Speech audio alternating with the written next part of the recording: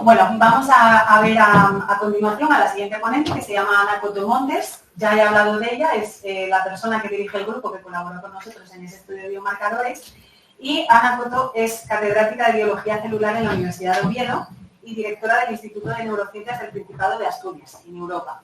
Su investigación se centra en estrés oxidativo, autofagia y la búsqueda de biomarcadores y biosensores en envejecimiento y trastornos mentales. Ha publicado 154 artículos científicos, 80 de ellos en Q1, que se dice pronto, con más de 22.000 citas y un índice H de 44. Bueno, todo esto es palabrería de científicos que nos dice que es una científica del primer nivel. Y asturiana. Y asturiana, exacto. Eso es lo primero. Ha dirigido 11 tesis doctorales, liderado 26 proyectos competitivos y registrado 7 propiedades intelectuales. Es fundadora de Mascol Technology. ¿Lo he dicho bien? Ha trabajado fuera de la Universidad de Oviedo durante 7 años, distribuyendo su labor investigadora entre Estados Unidos, Alemania, Cantabria, Granada y Dinamarca. Ha recibido el premio Grande Cobian en el 2000 y el segundo Premio Nacional de Medicina del Deporte en 2011, y su trabajo impulsa la investigación translacional en neurociencias y biomedicina. Así que os pido un aplauso.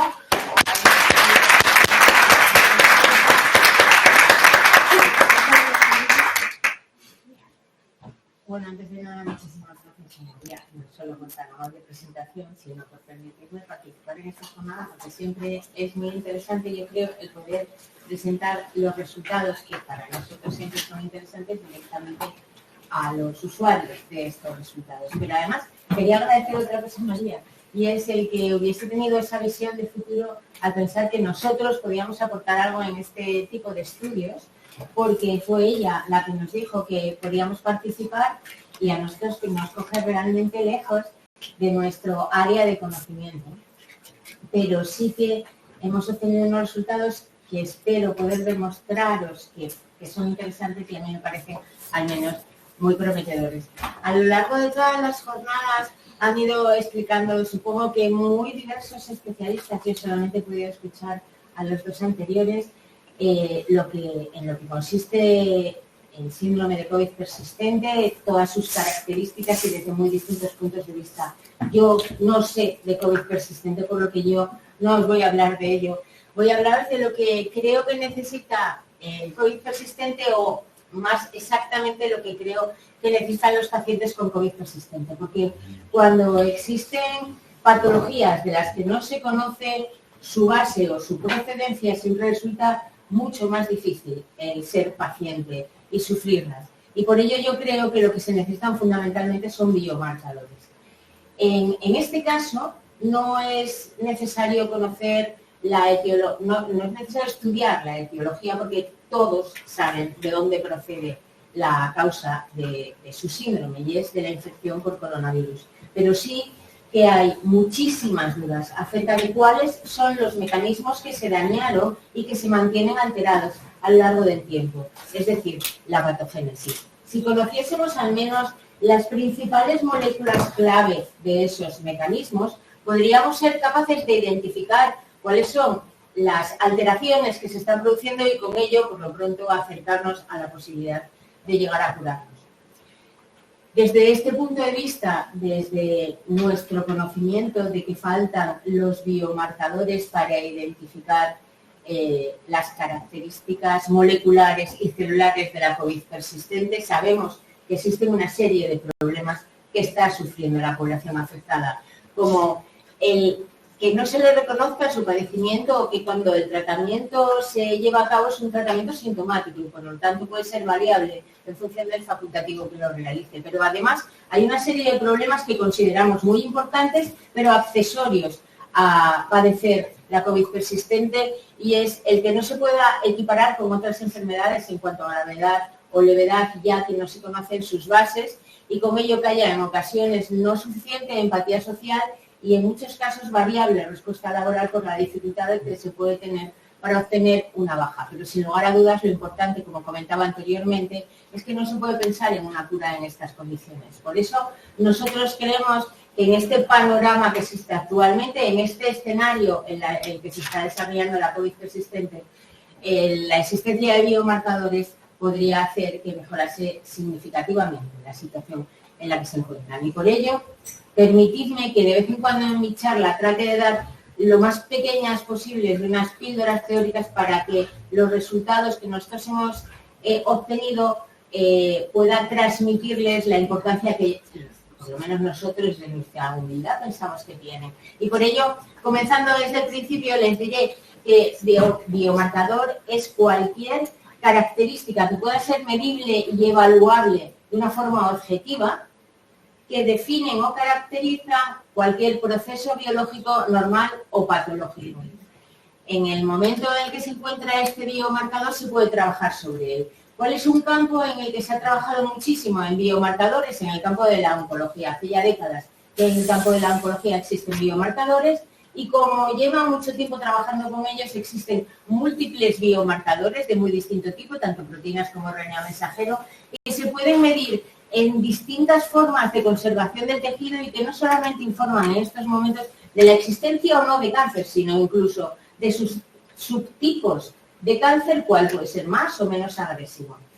En estos tipos de marcadores hay uno que supongo que todos conoceréis porque es muy habitualmente solicitado en la clínica, que es el PSA, es decir, el antígeno prostático. Este antígeno prostático se detecta en sangre de hombres y nos van a indicar la mayor probabilidad de sufrir cáncer de próstata. Esto se basa en que se ha conocido cuáles son los niveles habituales en sangre de PSA en función de la edad y por lo tanto se puede asumir que niveles por encima de 10 de PSA en sangre significa que más del 50% de esa persona tiene un 50% más de posibilidades de sufrir cáncer de próstata.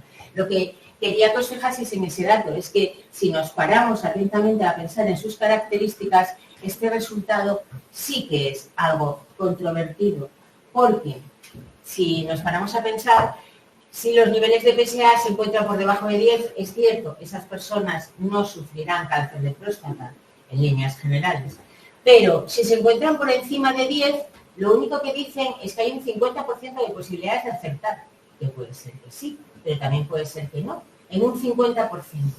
Por ello, ¿este biomarcador es fantástico? No, pero es bueno porque es lo que hay y nos resuelve el problema. Y con esta esperanza es con la que nos tenemos que poner a estudiar los biomarcadores, al menos desde el principio. Por ello, para poder determinar un biomarcador es necesario conocer la eficiencia del sistema de detección. Realmente lo importante es el biomarcador. Pero esta eficiencia del test está definido por 4, realmente 5, porque aquí hay 2, propiedades que tienen que definir el biomarcador. Y voy a tratar de explicarlos de una forma muy rápida utilizando un sistema que es bastante sencillo, que es una tabla de doble entrada en la que nos vamos a imaginar que tenemos una población muestral, es decir, una población que ha participado del tamaño que prefiráis, y tenemos pacientes y personas sanas. Y este test que queremos probar, este biomarcador, que puede dar positivo o puede dar negativo. Por lo que si un paciente tiene una prueba positiva, es un verdadero positivo porque ha acertado. Pero también puede suceder que una persona sana dé positiva, en cuyo caso estamos hablando de un falso positivo, porque no es. De igual manera, puede ser que la prueba dé negativa en una persona enferma, por lo que será un falso negativo, y que la prueba dé negativo en una persona sana, en el que será un verdadero negativo. Con estas posibilidades podemos explicar todas las propiedades que debe tener un biomarcador. Así, el concepto de sensibilidad nos explica a cuántos enfermos acierta este sistema de detección y por ello en el numerador tendrá los verdaderos positivos divididos entre todos los pacientes enfermos. Un dato complementario a este sería el de la especificidad, que nos dirá, por lo tanto, cuántos sanos aciertan.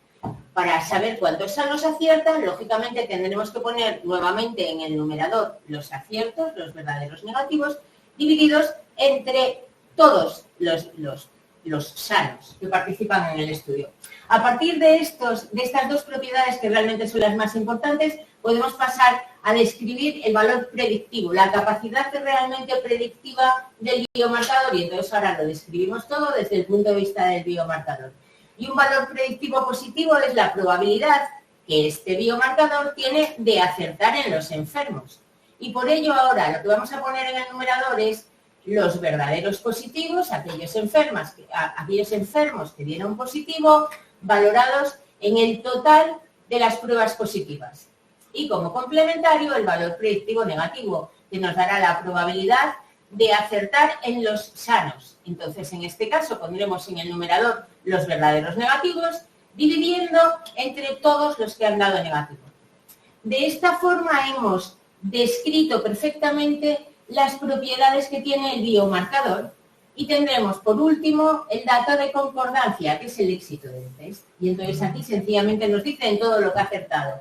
Los verdaderos positivos sumados a los verdaderos negativos y divididos entre los totales. Esto es la concordancia, cuánto de bueno va a ser. Voy a poneros un ejemplo. Si yo tengo una población que son 80 personas sanas y 20 personas enfermas y utilizo un biomarcador que me dice que el 100% de ellos son positivos, tendré una sensibilidad del 100% porque me ha detectado a todos los enfermos, pero una especificidad del 0 porque no me ha detectado ni a un solo sano. Y vosotros me podéis decir, ¿y para qué sirve? Si consigue detectar a todos los enfermos, pero ni a un solo sano. Depende de para qué se use. Imaginad que nos encontramos, voy a poner los casos más extremos, imaginad que nos encontramos ante una enfermedad grave o altamente infecciosa. Nosotros, en este caso, lo que necesitamos es que sea altamente sensible y que nos identifique cuantos más enfermos mejor. Me da igual si no tengo nada mejor, ¿eh? Si no tengo nada mejor, me da igual que me diga que algunos sanos son positivos, pero no puedo dejar a enfermos entre los sanos porque me pondrá enfermos al resto. En ese caso, si no tengo nada mejor, opto por tener una alta sensibilidad. Por ejemplo, en un crucero en el que de repente empiezan a aparecer enfermos, personas con enfermedades infecciosas, que no puedo llevármelas lejos, tengo que apartarlos y me da igual tener a más positivos, los demás no se me pueden poner enfermos. Pero ¿qué sucede, sin embargo, si tenemos una enfermedad en la que el tratamiento que se le da tiene importantes efectos secundarios? En ese caso, yo no quiero que el biomarcador que utilice me identifique positivos que no lo son. Necesito que las personas que sean sanas puedan identificarse de forma fehaciente. En ese caso, necesitaré que sea altamente específico. En este sentido, si no tenemos el mejor biomarcador del mundo, tendremos que buscar biomarcadores que nos cumplan con las características que necesitemos en función de lo que estamos estudiando.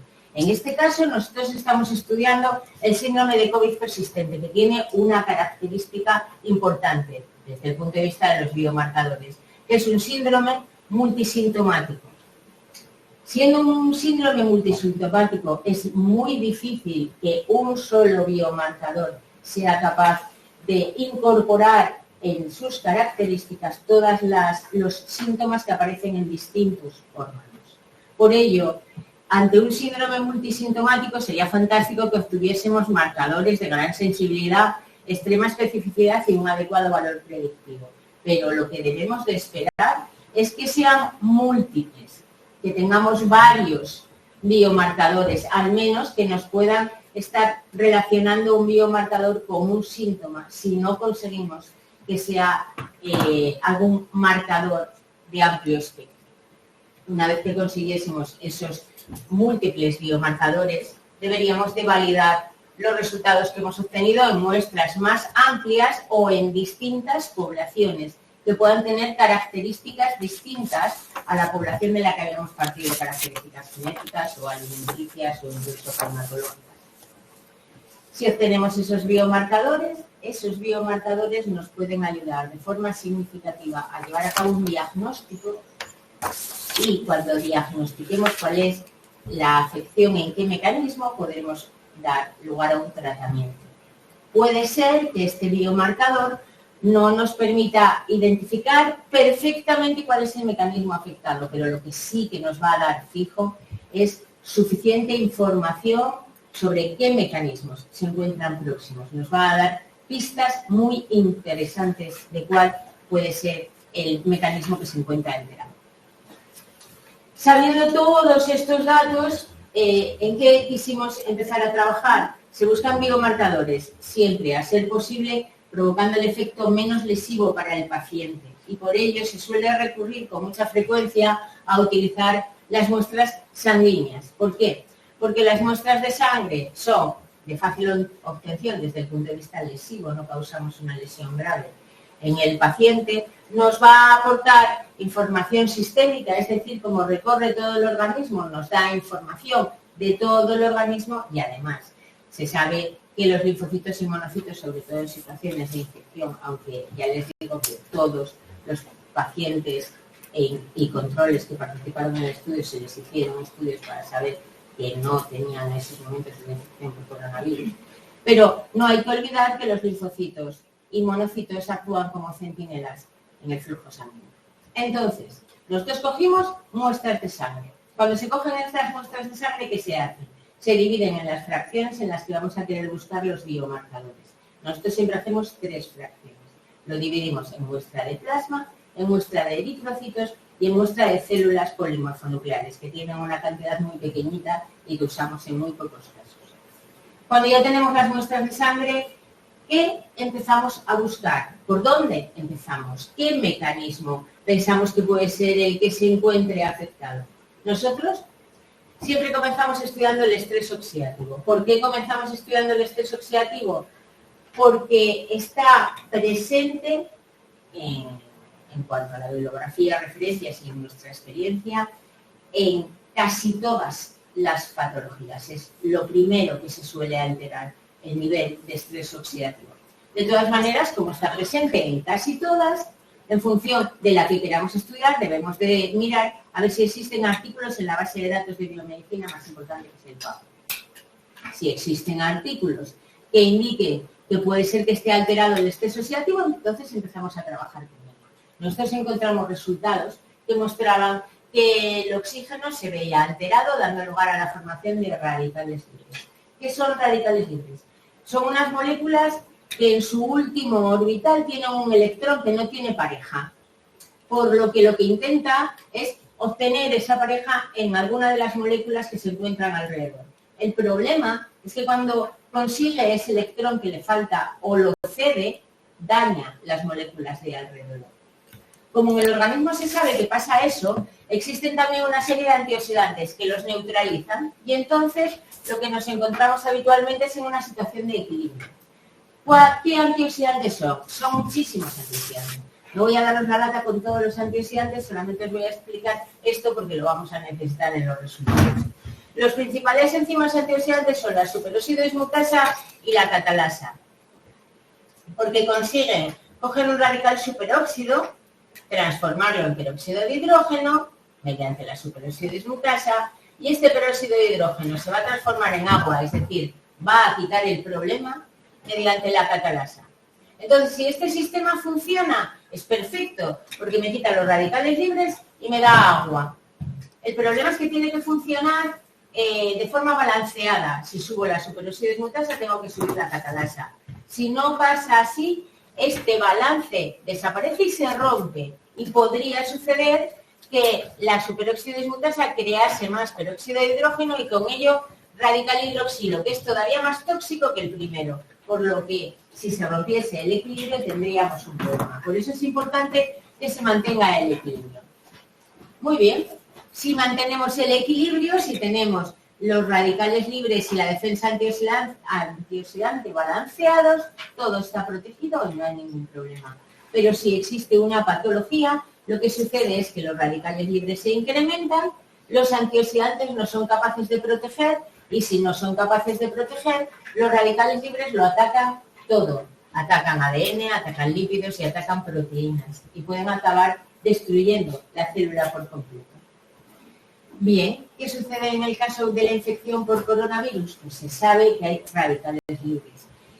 Hay un estudio que ha realizado un equipo internacional fundamentalmente formado por grupos de investigación europeos por la infección de coronavirus que demostraron que por la infección se produce una disfunción mitocondrial, es decir, una alteración de las mitocondrias, que son las que pueden dar una mayor cantidad de radicales libres. Hicieron el estudio en 700 personas y demostraron que esa disfunción mitocondrial podría no ser eliminada cuando desaparece el virus del organismo.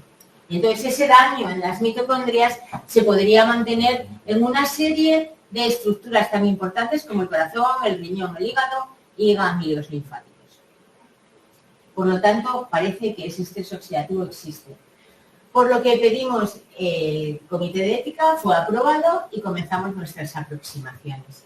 Hicimos una primera aproximación con mujeres entre 35 y 65 años que formaban un grupo de 11 personas, en las que 5 serían controles y 6 COVID persistente. Y a continuación, en base a los primeros resultados, una segunda aproximación en la que ya trabajamos con hombres y mujeres entre 35 y 65 años que formaban un grupo de 42 personas. Habría 17 controles y 25 que padecían COVID persistente. A lo largo de lo que me queda de charla voy a ir viendo varias veces que el tamaño muestral, que la cantidad de personas que participaron en el estudio es muy pequeño y por lo tanto los resultados deben de considerarse preliminares. Suele haber una concentración mayor y la primera muestra la voy a dar ahora. Está descrito ya desde el 2022 que en la infección por coronavirus se producen síntomas diferenciales en cuanto al género. Las mujeres tienen más afecciones de oído, nariz, garganta, así como afecciones neurológicas, vénicas y gastrointestinales, mientras que los hombres tienen fundamentalmente trastornos endocrinos y renales. Además, se ha demostrado este año mismo, es un artículo muy reciente, que el 65% de las personas que se les diagnosticó COVID persistente en los primeros años de la pandemia eran mujeres y que además las mujeres tenían el doble de posibilidades de desarrollarlo en COVID. También lo ha comentado María en su charla. Pero si os fijáis, este estudio se realizó en 12.200 personas. Por ello, no es excesivamente extraño el que os comente que en nuestros estudios, tanto en la primera aproximación como en la segunda, no vimos diferencias en cuanto al género. Todos los análisis y resultados que os mostraré se han estudiado primero en hombres comparados con mujeres. Lo que pasa es que como no dieron diferencias, yo os voy a presentar siempre dos gráficas, una de controles y otra de COVID persistente. Pero que sepáis que sí que hicimos esas comparaciones y no vimos diferencias en cuanto al género. Quizás os podáis preguntar a la vista de estos resultados que os estoy mostrando, ¿para qué llevar a cabo estudios si ya existen? ¿Para qué los vamos a repetir? Y os repito lo que os comenté anteriormente. Los tenemos que repetir porque en cada una de las comunidades pueden existir diferencias significativas que varíen la importancia de los biomarcadores. Y por ello nosotros tenemos que estar seguros que en nuestra población se mantienen esos biomarcadores. Muy bien, pues dicho eso, comienzo a presentaros los resultados. Primero estudiamos a nivel plasmático. Como os digo, vamos a estudiar el estrés oxidativo. Os voy a presentar, siempre que se pueda, las gráficas de esta forma que veis. Esta sería la primera aproximación en la que los controles presentarían histogramas en azul y las personas que padecen COVID persistente, histogramas en rojo. Y después esta sería la segunda aproximación en la que incrementamos la población de estudio y aquí el histograma en negro será de los controles y en blanco de COVID persistente. Bueno, lo primero que estudiamos fue la actividad antioxidante total. Esta actividad antioxidante total la hemos puesto a punto hace muchos años en nuestro laboratorio y nos permite identificar no solo la capacidad antioxidante de los enzimas antioxidantes, sino de todos los antioxidantes. Es por ello una aproximación muy generalista y que utilizamos mucho. Incluye, además, los antioxidantes de la dieta. Por ejemplo, si se han incrementado muchos antioxidantes antes de hacer esta prueba, también sube la actividad antioxidante. Bueno, pues como podéis ver, en este primer estudio, en esta primera aproximación, en la que había 11 personas, los resultados preliminares parecían apuntar a que existía una tendencia de que las personas que padecían COVID persistente tuviesen una menor actividad antioxidante total en plasma. ¿Veis? Pero, sin embargo, cuando incrementamos la población, pudimos obtener un resultado robusto. ¿Por qué es robusto? Porque es estadísticamente significativo.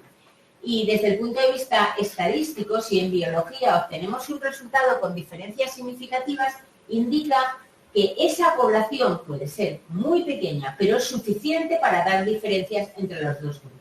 ¿ok? Entonces, en esta segunda aproximación encontramos diferencias significativas en la actividad antioxidante total que mostraba que teníamos una mayor concentración de actividad antioxidante total en las personas que padecían COVID persistente.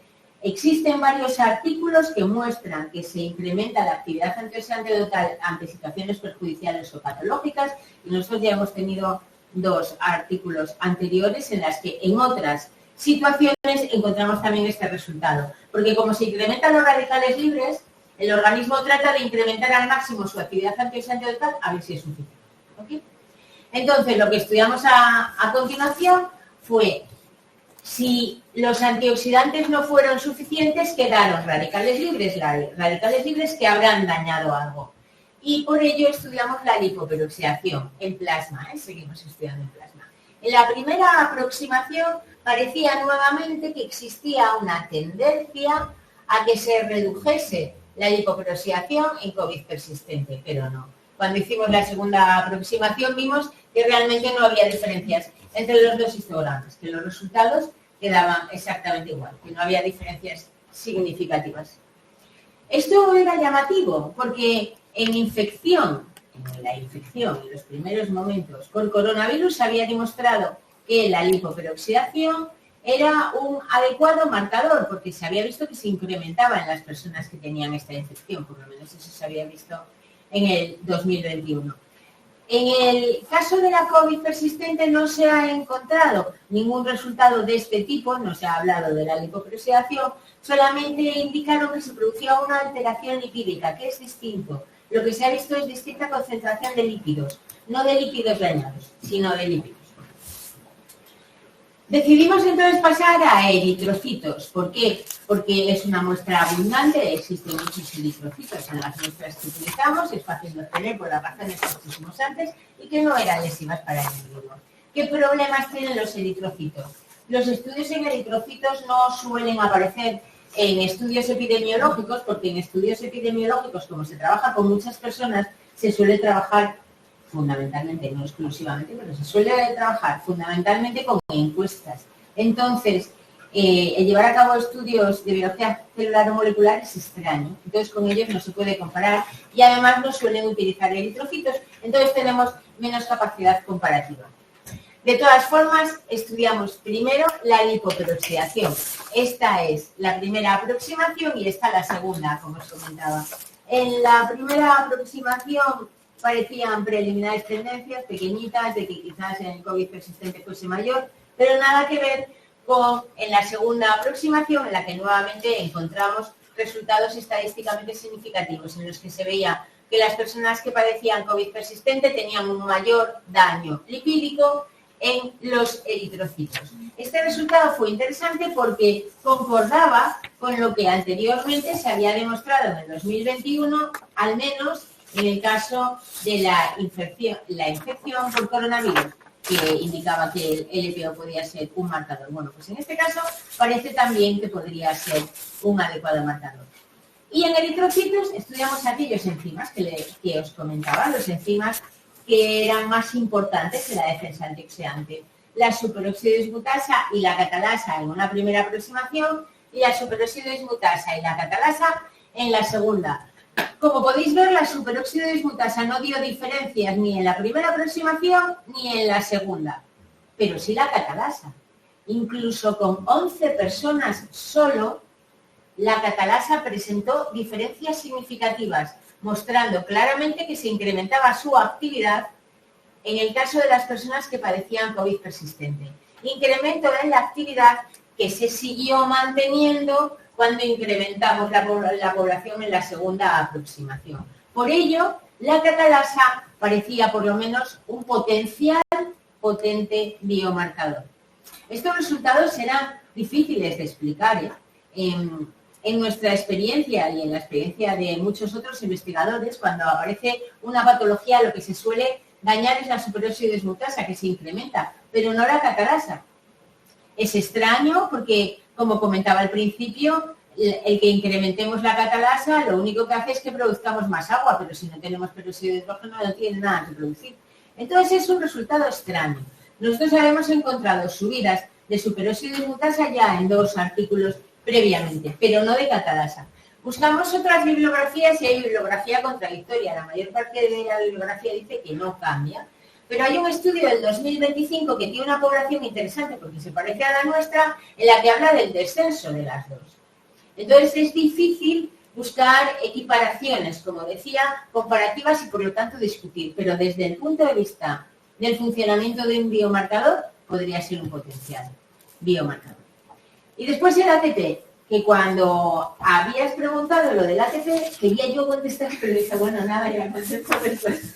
Porque nosotros, por casualidad, porque nosotros solemos buscar más biomarcadores, pero la verdad es que en este estudio nosotros tenemos pocos biomarcadores, o sea que es mucha casualidad que sea justo el ATP. Nosotros estudiamos el ATP, lo estudiamos en los eritrocitos y en plasma. ¿Por qué los he puesto juntos? Porque es complicado explicarlo porque son situaciones opuestas. En los eritrocitos se produce ATP, es decir, se produce energía, aunque no hay mitocondrias. Se produce energía por un proceso, por un metabolismo que se conoce muy bien, que es el de la glucólisis anaerobia, y produce energía porque hay varios transportadores en la membrana que necesitan energía para funcionar, por eso produce energía, pero repito, no tiene mitocondrias. Por lo que todo lo que comentábamos antes de la disfunción mitocondrial en el eritrocito no tiene nada que ver. Lo que sí que tiene que ver es la explicación. Vamos a tener más ATP cuanto más sano esté el eritrocito. Y esto lo quiero recalcar porque cuando miramos el plasma, la explicación es completamente distinta, que era lo que yo creo que estaba comentando el primer ponente. ¿Y por qué? Porque en plasma nosotros no tenemos células. Y si no tenemos células, ¿de dónde sale el ATP? Porque el ATP se produce en las células, mayoritariamente en las mitocondrias y en alguna célula rara como esta. Pero si no hay células, ¿de dónde sale el ATP? El ATP se sabe que proviene de la desaparición de células en los órganos y esa muerte de las células se libera a sangre, de forma equivalente a los neurofilamentos de los que hablaba el primer ponente, que había dicho que se habían encontrado neurofilamentos en plasma, bueno, en sangre, pero en plasma. Esos neurofilamentos deben de estar en el sistema nervioso, no en sangre, porque en sangre no hacen nada. Esos neurofilamentos son resultado de la muerte de esas células del sistema nervioso que se liberan los restos a sangre. Entonces, tanto aquellos neurofilamentos como este ATP son una muestra de la muerte de células, por lo que el aumento en plasma es negativo, el aumento en eritrocito es positivo. Por eso lo quería poner junto, porque la explicación es un poco complicada. Lamentablemente me encantaría poder enseñar los resultados en la segunda aproximación, pero solamente os lo puedo enseñar en la primera, porque se nos estropeó el luminómetro y nos lo van a arreglar esta semana y por un pelo no os lo puedo enseñar, pero no os lo puedo enseñar. Pero la semana que viene tendremos resultados. ¿Por qué me parecía interesante? Porque fijaros, 11 personas, el ATP en eritrocitos, mirad el descenso tan significativo que presenta. Es un descenso muy, muy grande. Eso quiere decir que los eritrocitos de las personas que padecen COVID persistente van a tener problemas en la ejecución de sus actividades y por ello más pronto o más tarde les acabará provocando dificultades de aproximación a los órganos para liberar el oxígeno. Y yo repito lo que comenté en la primera diapositiva. No sé nada de COVID persistente, pero mientras que os oía hablar de fatiga, iba pensando, es que la fatiga es esa falta de oxígeno, por eso ambos ponentes hablaban de hipoxia, pero es que la hipoxia se puede producir porque el eritrocito no es capaz de llevar el oxígeno a las células. Estos son hipótesis porque, repito, yo no trabajo en COVID persistente. En plasma, como podéis ver, los resultados solo muestran tendencias, pero una tendencia muy clara de que parece que estuviese viéndose incrementada en las personas que padecen COVID persistente. Esta tendencia, lo más probable, repito, pero solo probable porque no lo hemos mirado, sería que se viese mostrando diferencias significativas en la segunda aproximación. De ser así, el resultado sería muy interesante porque, como veis, da efectos distintos según donde lo estemos estudiando y eso reafirma que es un sistema de detección que es capaz de mostrar situaciones contrapuestas, por lo que es un adecuado sistema de detección. Por lo pronto, quedaros con esto, que es lo que presenta diferencias significativas y por lo tanto es lo que vuelve a ser un potencial potente biomarcador. Bien, pues entonces con estos resultados tenemos la suerte de poder pensar que podrían ser biomarcadores la lipoperoxidación y la catalasa, ambos en eritrocitos, y el ATP, lo que pasa es que aquí os pongo muchos signos de interrogación por lo que os comenté antes. Si es así, ahora lo que tenemos que hacer es la caracterización y por eso os di la lata contándoos la sensibilidad, la especificidad, el valor predictivo, positivo o negativo, porque ya teniendo potenciales biomarcadores podemos calcular las propiedades que pueden tener estos biomarcadores. Entonces, se realiza una curva de error y se encuentran puntos de corte. Os voy a hablar de sus puntos de corte. En la lipoperoxidación de los eritrocitos, el punto de corte sería 5.800 nanomoles partido por miligramo de proteína. Por lo que, si este fuese un adecuado biomarcador, se consideraría positivo, es decir, que padece COVID persistente por encima de 5.800 y negativo, por lo tanto, que no padece por debajo de 5.800. Entenderéis todos que el mayor o igual no tiene sentido el igual, tendría que ser solo mayor, pero no encontré el símbolo de mayor solo y entonces se iba a poner mayor o igual. Pero lógicamente 5.800 no lo tenemos en cuenta porque es justo el punto de corte. Bien, si este fuese un biomarcador, ¿cuáles serían sus características? Tendríamos una sensibilidad del 79% y una especificidad del 63%, lo que nos daría un valor predictivo positivo del 76% y negativo del 67%. ¿Cómo sería? Para el tamaño muestral con el que estamos trabajando, muy bueno. En general, PSA, solo PSA, porque no está mal la sensibilidad, pero la especificidad es baja. Pasamos al siguiente, la catalasa en los eritrocitos. 193 es el punto de corte después de haber hecho las curvas de Roche, que no os las voy a poner, son estudios metodológicos. Que nos daría que si tenemos por encima de 193, este sería un marcador que indicaría COVID persistente, y si estamos por debajo, indicaría que sería control. ¿Cómo son las características? Una sensibilidad del 83% y una especificidad del 71%. Está bastante mejor porque además el valor predictivo positivo está en el 80 y el negativo en el 75. Está bastante bien, me parece que es un potente biomarcador. Si no fuese, porque el del ATP, lógicamente, repito, si lo ratificásemos en una segunda aproximación, el punto de corte es 88.000. Si se encuentra por debajo, fijaos que aquí hemos cambiado, si se encuentra por debajo de 88.000 sería positivo y se encuentra por encima sería negativo. Estas serían las sensibilidades y las especificidades y los valores predictivos positivos y negativos. ¿Por qué? Porque se diferencian muchísimo. Entonces, no hemos encontrado falsos negativos ni falsos positivos. Entonces, por eso tenemos esta sensibilidad, especificidad, valor predictivo, tal. Os recuerdo, porque no me gusta dar falsas expectativas, sobre todo si no estamos seguros. Entonces, con una segunda aproximación yo estaría muchísimo más contenta hoy contándoslo. Pero ahora estos resultados son muy buenos, pero son de 11 personas. Estos serían, por lo tanto, los biomarcadores y esta la concordancia, esto es el éxito del test que se puede decir de cada uno de ellos. La catalasa está bastante bien, pero en comparación con el ATP, nada. ¿Cuáles son las perspectivas futuras? Lógicamente, que esto es importante. A partir de estos resultados que podemos catalogar preliminares, aunque teniendo diferencias significativas es un preliminar y un pasito más, lo que tenemos que hacer es incrementar el tamaño muestral porque ahora tenemos que buscar una población de validación. Nosotros tenemos estos resultados calibrados. Ahora necesitamos coger controles y personas COVID persistente al azar y mirarles la catalasa y el ATP y ir mirando, ¿lo cumple, no lo cumple, lo cumple, no lo cumple? Para ir incrementando nuestra certeza de que realmente es bueno.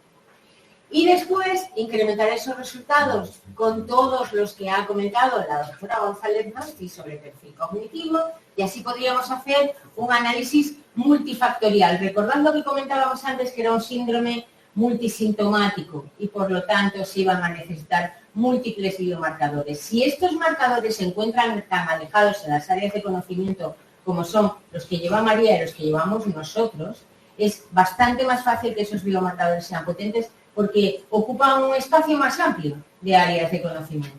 Entonces podríamos hacer un análisis multifactorial y con ese análisis multifactorial y en función del tamaño muestral que tengamos, un desarrollo de modelo matemático. Ese desarrollo de modelo matemático sería un algoritmo de biomarcación y por lo tanto estos son muy potentes. Y ya solamente puedo terminar diciendo que lógicamente estos resultados no los he hecho yo, sino que los han hecho ellos y sin ellos no hubiese sido posible que yo estuviese aquí contando todo y nada, muchas gracias.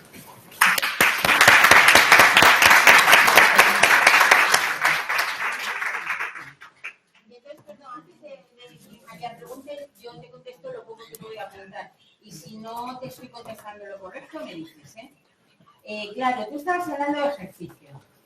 En el caso del ejercicio es un poco más complicado porque esa pérdida total de ATP lo hacéis con una intención. Y eso ya no tiene nada que ver con la COVID. Entonces hablamos de dos cosas. Cuando tú haces un gasto de ATP de forma intencionada, es porque hay un artículo muy bueno de hace ya bastantes años que se hizo en músculo en personas, en deportistas de alto nivel, que lo que se hizo fue, durante el tiempo de entrenamiento, si me confundo me dices, durante el tiempo de entrenamiento se hacía que gastasen el ATP para que funcionasen en una situación como de hipoxia y se incrementaban los radicales libres. ¿Por qué? Porque hacían que el organismo respondiese y no se les daba antioxidantes y seguían produciendo radicales libres para mejorar sus marcas. Y de repente, cuando llegaba o el día de la prueba o el día antes, se les daban antioxidantes para que los radicales no hiciesen daño y ellos consiguiesen la marca que estaban haciendo. En ese caso, se trabaja con estrategias de radicales libres sí, radicales libres no. Las personas que hacen eso, a la corta, están fortaleciéndose mucho porque están desarrollando estrategias muy buenas para los antioxidantes, para luchar contra los antioxidantes, y a la larga nosotros hicimos un estudio en el que demostraba que cuando se hacen mayores tienen una respuesta fantástica a los radicales libres porque estaban acostumbrados, porque llevan toda la vida con ellos. Entonces eso funciona muy bien. ¿Eso qué tiene que ver con lo de la COVID persistente? Va, porque si el ATP, si eso es verdad, que el ATP es un buen marcador eritrocitario, depende del momento en el que te coja la infección. Si te coge una situación en que los niveles de ATP son bajos, probablemente eso te dificulte la recuperación del funcionamiento de tus eritrocitos y pueda ser malo. Inesperadamente, porque como ves, era buena la idea, funcionaba fantástico y además está respaldada por estudios buenos. Pero justo esto, si realmente es verdad lo del ATP eritrocitario, no es tan bueno. Claro que depende, porque después habría que hacer, yo estoy hablando solo de biomarcadores, después tendría que buscarse cuál es el mecanismo que se encuentra dañado. ¿Es que se dañan los eritrocitos o es que se daña el sistema de recuperación de los eritrocitos? Porque si te dañan los eritrocitos, pero dentro de 120 días tienes otros buenos, no pasa nada. Si se daña el mecanismo, entonces tendrás siempre los eritrocitos malos. Eso ya me voy imaginando que el biomarcador sea bueno y todo eso. Lo único que estoy segura es de lo del gasto del ATP y los radicales libres, eso sí. Lo de las justo COVID persistente, danos un tiempo para enterarnos mejor de lo que os estamos contando. ¿Sí? Sí, perdón. Tengo yo dos preguntitas. La primera es que me está costando un poco seguir la charla, ¿no? Pero bueno, yo quiero preguntar porque si esto que estás explicando tiene que ver, porque yo cuando intenté hacer ejercicio, que es lo que me recomendaron para ver si iba mejorando, pero lo tuve que dejar porque era hacerlo y quedarme, o sea, agotada. Aparte de agotada, muchísimo dolor. Entonces... Por el agotamiento. Por el agotamiento, o sea, es posible todo por eso, ¿no? Sí, verás. A ver, todo esto que yo os digo es posiblemente, bueno, porque tendría que confirmar. Pero, la forma de conseguir energía en el eritrocito en la que no me pare casi, estoy dando mucho más para atrás, en la que no me pare casi, es un sistema en el que se va gastando la glucosa, un sistema como el que se gasta en el ejercicio, ¿vale? Estoy haciendo algo malo, como tengo muchísimas diapositivas aquí, en el que, mirad, este es el proceso en el que se va gastando la energía, pero tú en el músculo, a partir de aquí, tendrías una mitocondria. Y entonces irías gastando tu glucosa en función de lo bien que entrenes, en función de lo que te vayas adaptando y tal. Siempre y cuando las mitocondrias funcionen bien. Pero si lo que conté al principio es verdad, que hay varios artículos que lo dicen, que las mitocondrias quedan dañadas y se mantienen dañadas en el caso de la COVID persistente, tus mitocondrias no funcionarían bien. Entonces te agotas, sencillamente te agotas. La diferencia está en que yo me agoto y tengo agujetas, como todo el mundo cuando empieza a hacer deporte, ¿vale? Pero al cabo de 2-3 días te adaptaste y ya no tienes agujetas. En tu caso no. Entonces, ¿eso puede llevar a dolor? Sí, a dolor y a lesiones, porque si no eres capaz, se te pide que lo sigas intentando en base a lo que se conoce en personas sanas, que es, ahora duele, ya lo sé, todos nosotros cuando hemos ido al gimnasio al día siguiente no te puedes mover, pero sigues, porque te han dicho que saben que si sigues intentándolo, las mitocondrias se acostumbran, tú empiezas a respirar bien y entonces mejoras. Si es verdad, todas estas cosas no necesariamente, y si tú me dices que te pasa eso... Es que además te digo que no fue que lo hiciera un mes y lo dejara, es que estuve como cerca de un año y esto fue imposible. Y aparte de eso, de salir de las clases, tener que, lo que tú dices, acostarme a dormir porque me quedaba agotadísima. Y aparte es que había veces que no me daba, o sea, yo lo asocio como bajadas de azúcar, que no sé si es eso.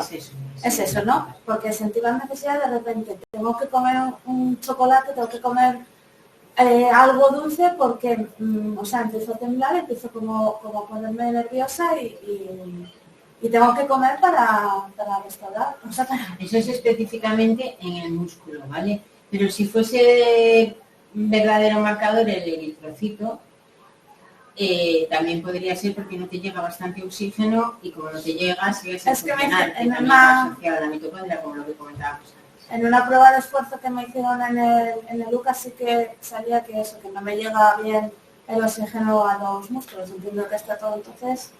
Si fuese así, el resultado sería más interesante, ¿sabes? Porque el eritrocito tiene que llevar el oxígeno a todos los órganos. Entonces no sería, cuando decía que hacían falta muchos biomarcadores, uno para cada síntoma, es porque es lo habitual. Pero si, por ejemplo, es un eritrocito, sería un marcador sistémico, porque te falta el oxígeno en todos los lados. Pero eso habría que mirarlo y confirmarlo. Pero por lo que me decís, me estáis dando más resultados vosotros, pero te estoy dando yo. Es que esto es algo que nos pasa, yo creo que a la mayoría. Y yo, por ejemplo, tengo que decir que en mi caso, aparte de ese cansancio agotador, me produce unas crisis neurológicas. O me quedo catatónica o me dan como ataques epilépticos que no son ataques epilépticos. Qué mala que sea el sistema nervioso para María. María está alucinada porque además se evalué yo y tuvo una crisis en la que sí que se van a dar temblores y quedaba como desmayada y yo no lo había visto nunca, vamos. A ver, el sistema nervioso, las neuronas necesitan glucosa. Son las únicas células que necesitan exclusivamente glucosa. El resto se apañan con otros mecanismos laterales para conseguir energía del otro lado. Pero las neuronas necesitan glucosa. Si el servicio de glucosa está fallando o el sistema que ayuda a gastar la glucosa está fallando, ¿qué pasa? A nivel cerebral, igual que estamos hablando a nivel muscular. Pero yo te estoy hablando de metabolismo, no una característica. O sea, el que la neurona se dañe, ¿qué provoca? María. Pero que la neurona se dañe, el metabolismo. O sea, si yo no tengo oxígeno, por mucha glucosa que me des, no tengo forma de quemarla y entonces te cansarías lo mismo que en el músculo de tu compañera. Eso también, lo que también te puedo decir es que el cansancio debido a un desgaste a nivel del sistema nervioso central está demostradísimo. Es decir, tú puedes adelgazar mucho si tienes mucho que estudiar, por ejemplo. Y eso tiene también que ver con que el cansancio también sea cuando haces un esfuerzo, bueno, por Paco para María, ¿no? Cuando tienes un esfuerzo mental, bueno, y en un esfuerzo mental me refiero pues a cosas como hacer una lista de la compra o intentar escribir un email, cosas que no te debería de llevar ningún problema, ¿no? Es que lo que dice Ana es cierto, las neuronas, el cerebro funciona a base de glucosa y de oxígeno. Entonces, si el oxígeno a lo mejor no llega por los eritrocitos y la glucosa no se está metabolizando bien, el cerebro no está funcionando bien. Aunque a nivel estructural esté perfecto, lo que comentaba ayer Arango, aunque la foto del cerebro sea fantástica y esté todo donde tiene que estar, los surcos, las circunvoluciones, las curvitas estas, si todo eso no tiene, digamos, la gasolina, tú puedes ver el coche que está fantástico, pero si no tiene gasolina no anda. Pues con el cerebro ocurre un poco lo mismo. El problema es que a largo plazo, el que el cerebro no funcione bien acaba en atrofia, porque nuestro cuerpo sigue una máxima y es que lo que no se usa se deteriora. Con lo cual, si a largo plazo ese cerebro no está funcionando bien, hay zonas que no funcionan bien, pues a lo mejor puede haber pérdida neuronal y ya pues haya un daño orgánico, que es lo que puede ocurrir a largo plazo, porque a lo mejor de repente empiezan a aparecer resonancias magnéticas que sí muestran daño orgánico en personas que previamente no lo tenían. Vale, gracias. Y la última vez, perdón, ¿Qué te pones, no?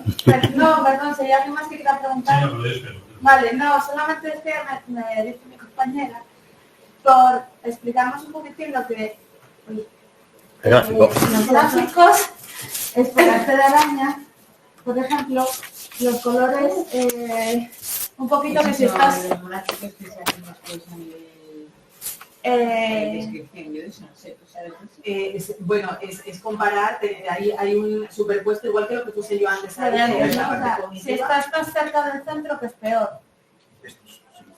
No necesariamente. Depende de mayores cada uno. niveles o menores niveles de determinados biomarcadores. Lo que pasa es que, como explicó Ana, ni tenerlo siempre más alto es mejor, ni tenerlo siempre más alto es peor. Sí, Vale, depende de son computacionales. Exacto. Vale. Habría que mirar lo que es cada uno de los biomarcadores y pues en el informe creo que viene explicado si tenerlo más alto está indicando pues un mayor estrés oxidativo o menor. Vale, gracias. Pero vamos, en general, en vuestros estudios sale todo más Vale, para entenderlo. Si dice respecto a los controles lo tiene aumentado, eso es malo. vale. Claro, pero por ejemplo, yo, la duda que tengo, en algunos aparece como muy arriba del control y otros en el mismo sitio, como muy abajo del control. Entonces, tanto por arriba como por abajo puede ser más. Como por ejemplo. Por ejemplo, en ATP en plasma lo tenemos muy elevado y en eritrocitos Más muy bajo, bajos. pero Justo eso. hay pocos marcadores que sean de ese estilo, que dependiendo del sitio en el que esté, su significado sea distinto. En el caso del ATP, sí. En plasma alto es malo y en eritrocitos bajo es malo. Y luego va a haber otros biomarcadores que no se ha encontrado diferencia con los controles y entonces ahí pues no va a ser un biomarcador porque no nos va a diferenciar a un COVID y un control. Y en el caso por ejemplo, del ATP, se ve que si el segundo ponemos confirma los resultados, es un buen biomarcador. Y es fácil de llevarlo a como sistema de diagnóstico a la población en general. Que si el sistema de obtención de ese resultado sí es muy sencillo. Sí. O sea, que si el mecanismo de detección del ATP que estamos usando es complejo, no. No, eso también es importante. Sería un análisis sencillo para hacer a la... Es una muestra de sangre en la que se separan los eritrocitos, que separar los eritrocitos no es difícil porque hay muchos, y es un kilo. Yo personalmente soy del primer pacientes del primer grupo de confort y yo tengo, en mi caso concreto, no solo estoy en los paradigmas, estoy en los eritrocitos por debajo de la media del COVID y en plasma por encima de la media del COVID. O sea que vamos, perfecto. Pero voy a los médicos con esos resultados y no quieren ni oír hablar de ellos. No. Claro, es que estos resultados son biomarcadores tal cual. Tendríamos que publicar estos resultados para que tuvieses un artículo que llevarle al médico en la que dijese que el ATP es un buen biomarcador, hacer un análisis matemático, forma que cuando se tuviesen esos resultados se podían pasar directamente a la opinión pública, y eso es muy fácil, porque se tiene el artículo científico, se cuenta en la revista médica, se dan declaraciones en distintos medios de comunicación que empiecen a ver que eso es lo que se utiliza, hasta que después lo protocolicen. Es algo. Con una población grande. La varias veces, cuando tengáis el estudio completo, os vais a pasar, aunque sea el primer punto de control. Claro, es lo mismo que estoy contándoos ahora, pero necesitaríamos una población más grande. Vamos a ver la máquina. Y luego, La máquina iba a estar hoy, quiero decir, iba a estar esta semana, y ese señor venía hoy por la mañana. Y ahora que lo comentas, ese señor tenía que haber venido por la mañana y no había ningún señor de la mañana. ¿Y qué, perdón? Que cuando la arreglen ya nos lo mandan. Sí, es verdad, sí se puede, sí, es verdad, sí que lo puedo mandar, sí, porque lo voy a hacer igual, sí. Hay que apuntarlo. Pues, teóricamente, la semana que viene. Vale. Una pregunta. Que se me acaba de olvidar. No, ahora. Por medio de estos estudios que hicisteis, sobre todo en el campo tuyo, las personas que estamos afectadas de esto, voy a hablar de mi caso, pero es general, tanto a nivel físico, cuando ves que esta es la fatiga que tienes, cuando fuerzas un poco la maquinaria, en vez de agujetas, pues lo que te haces es un cansancio muy grande, desde constante, y no recuperas un montón de días. Eso por una. Y a nivel mental, cognitivo, por decirlo de alguna forma, estás muy torpe, muy embotado y tal. Entonces, cuando fuerzas también la cabeza para un montón de cosas, te bloqueas y también empieza el dolor, empiezan todas esas cosas y tardas, la tira en volver a ponerte normal. Eso está relacionado. Exacto. Yo del sistema nervioso me da un poco de miedo hablar porque no sé qué efectos provoca. Pero a nivel de oxigenación sí que os puedo hablar. Lógicamente cuesta el mismo trabajo que el oxígeno llegue a la última célula del hígado que llegue a la última neurona o célula acompañante. Todas necesitan oxígeno. Todas necesitan poder gastar la glucosa de forma adecuada. Eso que dices tiene una clarísima explicación y te la puedo explicar en el mecanismo. O sea, hay un momento, es que no quiero entrar en contar el rollo, pero hay un momento en el que eso entraría en la mitocondria y si eso está dañado no entra. Y entonces se va hacia afuera. Habitualmente se tienen agujetas, como comentaba, pero en el cerebro tú no tienes agujetas, nunca anotas, pero sí que notas eso que dices. Eso. Que si yo antes entendía esto, de repente llega un momento en el que vale, no entiendo nada. Tengo que desconectar y volver a empezar. Además, hay muchísimos sistemas que eso sí, que lo cuentan ellos, porque lo he oído varias veces, en las que el descanso sirve para recuperar a las adecuadas. Yo de eso no sé nada. Lo que sí comento es que allí no hay agujetas, porque ese movimiento que provoca ácido láctico en el cerebro tiene daños, provoca daños. Y lo mejor es parar, descansar y volver a empezar. Porque si no mejoramos el sistema de transporte del oxígeno... Pero vamos a ver, está muy bien descansar, pero no parar. Parar, claro, depende de cuánto tiempo, claro, no. Porque esta enfermedad, o sea, el proceso que vamos llevando, o sea, te vas apoltronando, te vas parando, te va machacando, te va minando físicamente y psicológicamente por condición, ¿eh? Porque estás agotado todo el día y a nada que me fuerte que si corazón, que si no sé qué, que si yo. Entonces, claro, te va a acabar haciendo ir parando. Y si paras, entonces acabas.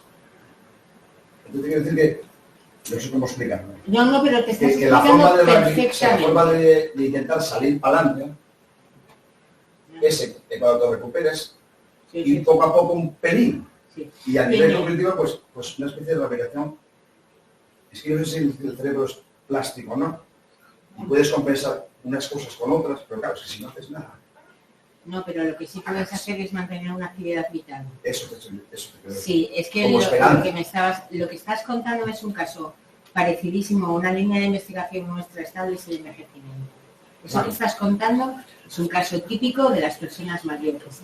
A las personas mayores se les dice que si se cansan que paren, pero justamente me acordé por eso que tú dices, pero se les dice hasta un cierto término, ¿eh? Si ves que mañana y pasado no mejoraste, ya lo siento, te levantas cansado y sigues andando, porque si no te levantas cansado, esperas 2 semanas y ya no te levantas. Eso nosotros se lo decimos a las personas mayores. Y a nivel del sistema nervioso les decimos lo mismo, tienes que gastarlo. Eso sí, tratad, la ventaja que tiene el sistema nervioso es que lo utilizas para muchas cosas, cosas aburridas y cosas entretenidas. Lo que nosotros le decimos a las personas mayores, que no sé si funciona con vosotros, y tenedlo en cuenta, es que el sistema nervioso se puede usar en muchas cosas, que cambies de actividad para que lo sigas utilizando, pero sin esa sensación de frustración que acompaña. Entonces, cambiad de actividades. Pero sí, si pasa eso, tenéis que seguir haciendo, porque si no dejáis de hacer. Pero yo os lo comento por el beneficio. O sea, no. Tendríamos que estudiar mucho más para poder contestar, porque daos cuenta que si no son los heridos... Es que, a ver, mirad, si esto que decís...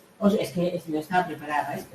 Si esto que decís que os pasa siempre, no son los eritrocitos los que están mal, porque los eritrocitos no son células normales. Los eritrocitos en seres humanos están tan especializados que han perdido el núcleo. Solamente son bolsas en las que llevan oxígeno. ¿Eso qué provoca? Que solamente duran entre 100 y 120 días en la sangre, porque se estropean, como no tienen núcleo, se estropean. Y entonces en la médula se vuelven a producir y se vuelven a producir. Si vuestro daño es mantenido, no son los eritrocitos, son los que producen los eritrocitos, y eso es más grave. ¿Qué los produce? En la médula se vuelven a producir, tienes que volver a hacerlos. Se hacen reticulocitos y de los reticulocitos otra vez eritrocitos. Vosotros tenéis un daño puntual y al cabo de un cierto tiempo mejoraríais, pero si no mejoráis, es que los eritrocitos que se están creando siguen estando mal.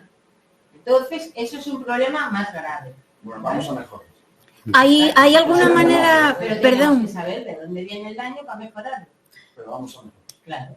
¿hay alguna manera de alimentar que esos eritrocitos mejoren? Preguntan. No, porque esos eritrocitos tienen una vida muy corta, entonces no hay nada que se encargue de mejorarlos. ¿Me explico? Porque ¿para qué? Si se estropean, se mueren y a otros, ¿no? Yo una pregunta así, que incluso con la explicación quedé con más pillado. Es en la ATP, tanto en plasma como en la otra. Por ejemplo, en plasma a mí me pone que estoy por debajo del COVID, o sea, pacientes COVID, incluso por debajo de... ¿En dónde, perdón? En plasma. ATP-P, sí. En plasma. Eso es. Me pone que estoy por debajo del paciente COVID normal, incluso por debajo de la muestra, de la persona Claro, sana. estás bien. Bien. Sin embargo, por ejemplo, en la ATP-E me ¿En pone... eritrocitos? Sí, me pone que estoy por encima, muy por encima de la gente que tiene el COVID. Estás fantástico. Bien, entonces, Tienes ¿no? Eso. alto el ATP donde tienes que tenerlo y bajo donde tienes que tenerlo. Estás mejor. Entonces no entiendo por qué sigo cansado y sigo deteriorado, no sé.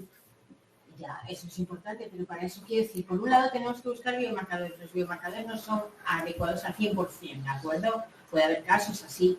En esos casos habría que profundizar específicamente en cada caso, pero tenemos que ir paso a paso. Primero encontrar un biomarcador que sea bueno para la mayoría y después los casos que no cumplen, que serían excepciones. Claro, si yo me veía bien, entonces por eso no comprendo el porqué. A ver, el ATP de eritrocitos, todo lo tenemos que repetir en el aparato, pero el ATP de eritrocitos parece bastante más evidente como marcador, porque salen unas diferencias claras. El ATP de plasma, recordad que solo hay tendencias, y entonces no sabría deciros. Vale, ya pregunto. Esta Sí,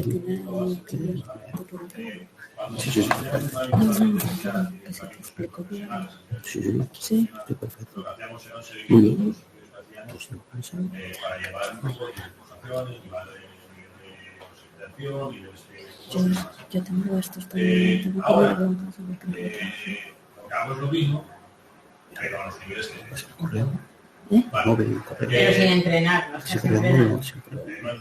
Ok.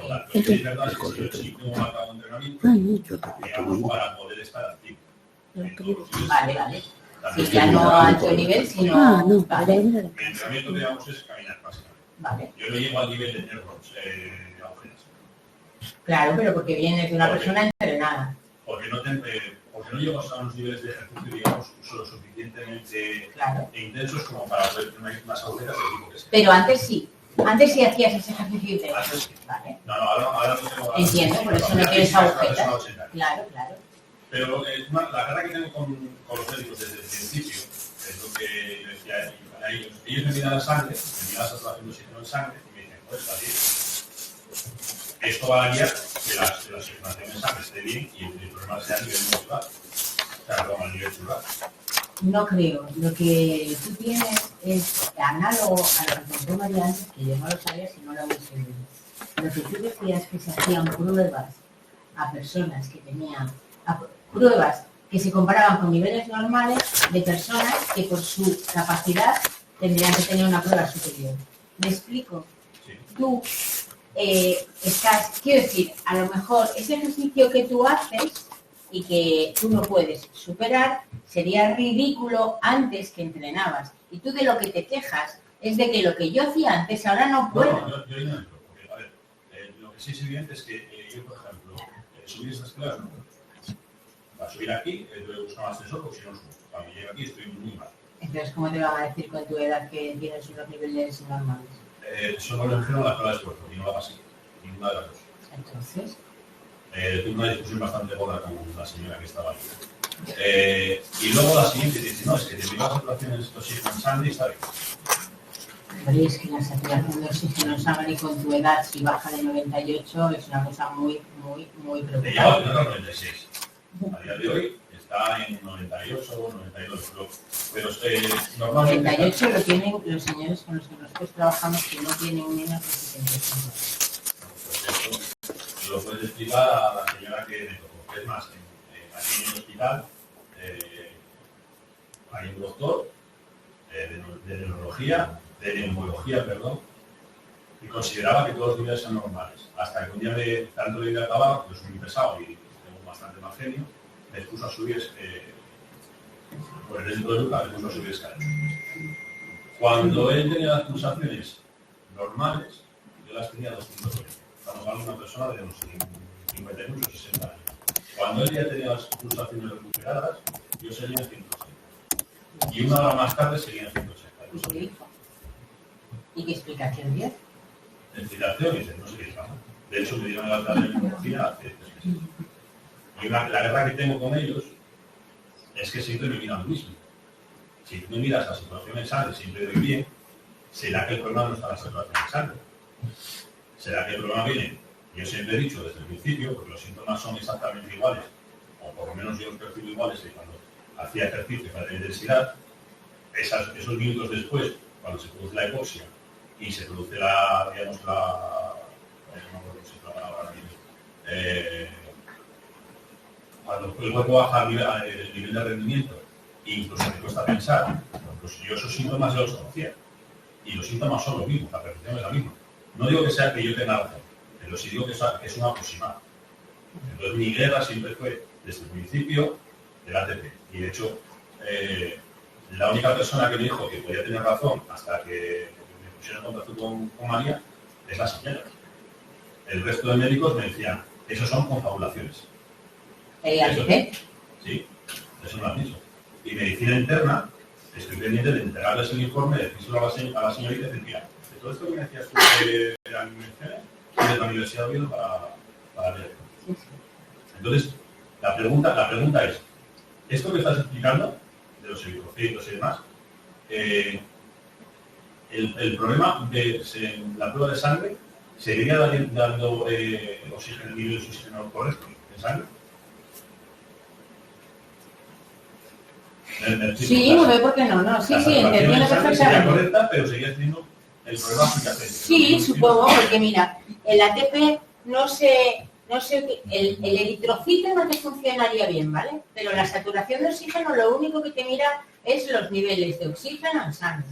El eritrocito tiene la hemoglobina aquí, que no la ponemos, pero es donde se mete el oxígeno. Si la hemoglobina sigue teniendo la misma afinidad por el oxígeno entraría y tú lo transportarías en sangre. No se metabolizaría, que no me salía la palabra antes. No se metabolizaría. El oxígeno no se metabolizaría, el oxígeno en el eritrocito no se metaboliza. No, me refiero a nivel celular. el eritrocito lo Si te transportaría, llega, sí. sí que se metabolizaría, pero el problema es que no te lo puedas soltar bien porque no funcione bien. En ese caso, si lo que haces no te lo suelta bien, tú puedes tener oxígeno en sangre bien, pero tus músculos no tener oxígeno adecuado. ¿Me explico? Lo que produce la mitocondria, cansancio y a mayores de Sí, la fatiga y todo eso que estáis comentando se asocia perfectamente con una liberación anómala de oxígeno.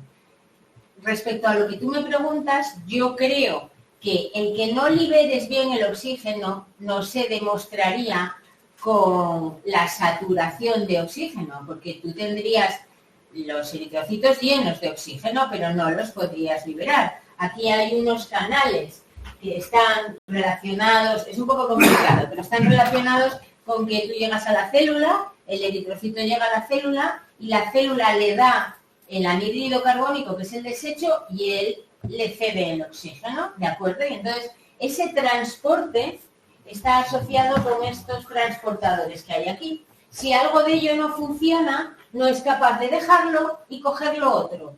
Y vosotros puede ser que... Todo esto son hipótesis que estoy planteándome respecto a la biología celular. Si yo no te cojo el CO2, no te puedo liberar el oxígeno. Eso podría hacer que yo tuviese en analíticas de sangre niveles de CO2 altos. Entonces, Porque no eres capaz de liberarlos correctamente. pues eso lo tengo en analítica. ¿Lo tienes en analítica? Sí. Ya, pero los niveles de CO2 altos están aquí. Es decir, el eritrocito coge el CO2, lo transforma y lo libera al plasma. Y ahí va avanzando hasta los pulmones. Y cuando llega a los pulmones, el eritrocito vuelve a coger ese CO2 para dárselo a los pulmones y liberarlo. Si en uno de ese proceso el eritrocito no funciona bien, no te coge el CO2 y te lo deja ahí. El problema es que si te lo deja ahí, puede almacenar una cantidad X de CO2. Si ahí tenemos una cantidad alta, el eritrocito no va a poder coger el oxígeno. Me explico, porque debe de tener un equilibrio entre lo que suelto y lo que cojo. Si esto que suelto aquí no lo echan a los pulmones para que se libere, no voy a poder coger el oxígeno. O no lo voy a poder soltar, en cuyo caso, a ver, lo que sí es evidente para ellos es que si yo tengo una saturación adecuada, ¿por qué tienes altos niveles de CO2 en sangre? Si funcionase bien, no tendrías altos niveles de CO2 en sangre. Entonces, a lo mejor lo que pasa es que no lo suelto, y como no lo suelto, tengo una saturación adecuada, pero no lo suelto y yo me canso igual. Porque tú no te cansas por la cantidad de oxígeno que tienes en sangre, sino porque no tienes la suficiente en los músculos. Me estoy enrollando. No, todo lo contrario, todo lo contrario. Todo lo contrario. Lo que pasa es que vamos bastante mal de tiempo porque a las 8 nos cierran y todavía nos queda la ponencia. Así que igual... Márchalas. No te dejan. Bueno. Bueno, si es muy concreta... Bueno, a mí me pasó como a compañero que también fue que subir todas las escaleras de boca de banda para que me creyeran. Que como las contracciones de sangre salía bien y la gasometría que me hicieron también salía bien, pues no me creyeron. Entonces, sobre todo nosotros lo que estamos buscando son soluciones. Entonces, no sé si de alguna manera podemos hacer algo para que el oxígeno llegue a los músculos y no cambiemos tanto. Supongo que sí, pero habría un largo camino. Yo lo único que os estoy diciendo es lo que yo he visto en los eritrocitos. De ahí a que no solamente se encontrase cuál es el problema. Os dais cuenta que yo he hablado de biomarcadores, no de solución del problema.